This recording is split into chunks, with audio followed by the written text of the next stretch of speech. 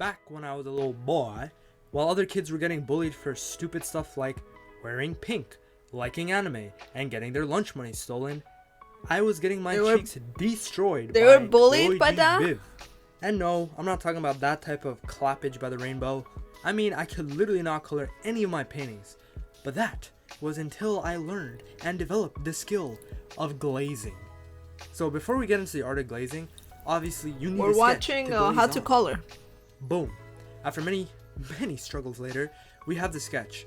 Now, for educational purposes, I've been doing a one-to-one study just so it's easier for me to point out why I made the decisions that I made.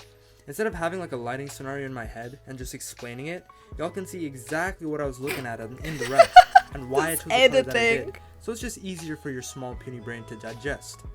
Other than a one-to-one study, what I like to do a lot also is just get a sketch down, but then also have a lighting scenario reference to the side, and then just copy and paste colors. So different sketch, but cool lighting with minimal effort. That is the Gen Z way. Work smarter, not harder, baby. First, I want to get my background done so that when I color the girl, she actually fits into the environment. You could do the opposite way, like make the environment fit into the girl, but that just doesn't sound right, not gonna lie. The fudge? Okay, so not gonna lie, this background is complicated and hard AF. Don't know why I chose this reference. I guess I like pain. But basically at this stage, I'm just trying to lay down some basic colors. At this point, it still looks terrible, but now at least I'm not looking back on a... No, but they actually apply it, Excellion. The white canvas of doom.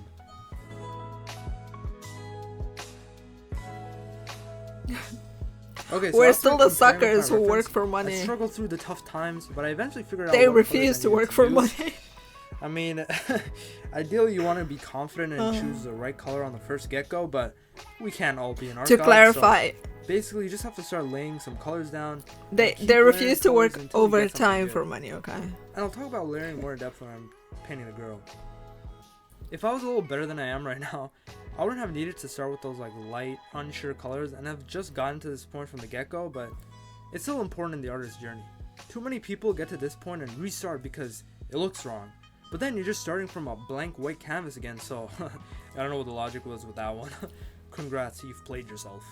I mean, I've had those thoughts too, not gonna lie. To just chuck the piece and restart. But what I like to do is just tell my inner conscience, what the fuck is this editing? Yo, $10 says you restart, loser. And then my inner conscience hits me with the, is that a bet?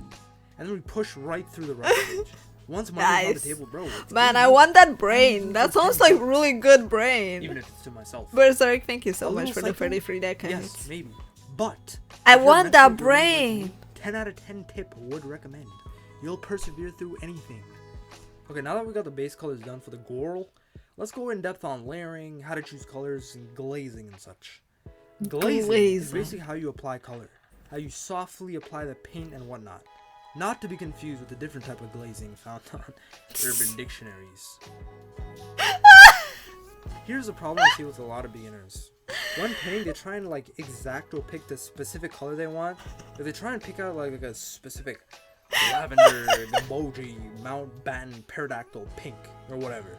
What is this video? The simplest and easiest way to think of coloring is to identify the color that you want and then glaze it into the base. Glaze it in the base. The color on her blouse that she's wearing is kind of boring and I really just need to brighten it up. I'm not going to use white though because since everything in the piece is warm, the white is actually going to look cool. And not in the good way. I mean, cool as a cool color. Blue. The opposite of warm and red. Plus, white is going to be reserved for the brightest highlights, which we're going to add in later. Anyways, instead of white, I'm going to want to add a nice hint of yellow. But I'm not going to try and find a yellow that's subtle. I'm going to select a hella saturated yellow and then just lightly glaze. Isn't that orange?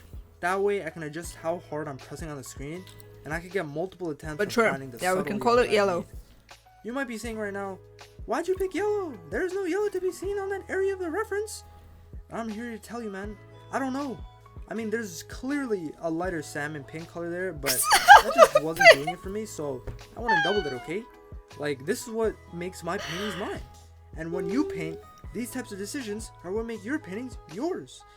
But it's not fully random. Like I said, There was definitely Yeah, like he's glazing every time he says a lightness glaze. in that area. So that, I guess that's where I got the yellow from. Speaking about uniqueness, how you glaze is unique to the way you render. You can get like a hard round and then glaze it and then tap away the extra bits. You can get a soft brush and then softly glaze and then after softly glaze away We the need a extra bits. glaze But the point counter. is, you don't get the exact color, but a color that when glazed over the painting gets you the color that you want. And that's also why brushes are pretty important. You want a brush that feels good to glaze. You can with. show you some glazing later. Is it the dungeon game? You're not a cow. What am I saying? Why did I choose glaze? Luckily, however, the round brush in almost any software I've used has a great glazing ratio. In fact, I think the round brush should be renamed to the golden glazing ratio. The golden glazing. Oh no. Got you there. You almost thought that the reason that you're so bad at art is because your brushes suck. No, it's just you, man. But, big but. I will Smelly say that you when it comes butt. to like style and making the drawing process easy, there is no denying that brushes are What is this extremely important. editing? Like having good brushes will just make your drawings way more unique. Yeah. Especially if you use them in I like, a learned that creative I way. need to glaze. Hey Chow, you wanna glaze? Here I need to remove the grayness of the sketch, so I just alpha lock the layer. I'm using a warm color to just make the sketch blend in with the painting. This So, if you have editing attachment is issues Gen about having Z, the you sketch, mean? Here's one way that you can work your sketch into the painting. And eventually you can just merge the sketch layer onto the rest of the painting layers. I mean, at this point, I basically have the main colors done. There isn't too much varying that is going to happen from this point. Like the foundation is set, and this color palette will carry us throughout the rest of the painting. And from this, you obviously want to start color selecting more specific shades. You know what I'm saying? Like now, with most of the color problems solved, you can be more confident in picking that lavender gambogi Mountbatten pterodactyl pink. Another common issue is that people will complain that their colors become dull. Can I hire And you all him probably for my heard the phrase, editor? "Don't use black the color, it makes paintings ugly." But yet, your art still looks like dirt. A muddy mess. So, what's the problem? Well, I think the problem lies with commitment issues. Like, I see beginners just mix and mix and mix and mix colors over and over and over and over again because they just can't get the right color. But the problem with that is as you keep mixing, the colors will just start to muddy out into like a disgusting brown gray. I actually learned that in grade 11 art class. Thanks, Miss Joker. Name redacted.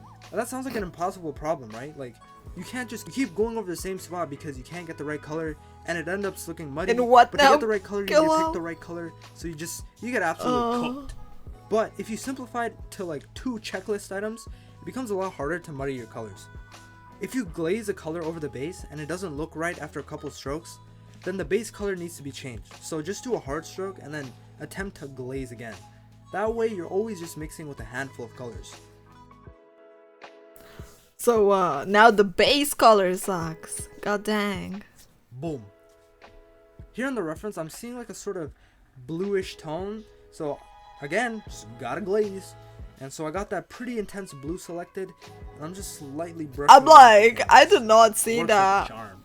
But I want something of what he's having, Cha. Alrighty, you sausages. Here's the final piece.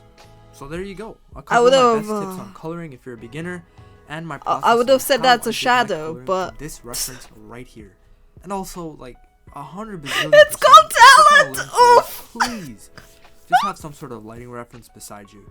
It doesn't have to be one to one like in this piece. I like his art Just though. some base you can work with, so you're not. And shooting his colors in the editing. dark. That I sounds didn't like a learn jack shit about it from Anyways, the video. my last but, words of wisdom is to think glaze not it. about what you can do with the brush stroke, Glaze it, but Cha. what the brush stroke can do to you. And also, don't forget about the art of the glaze.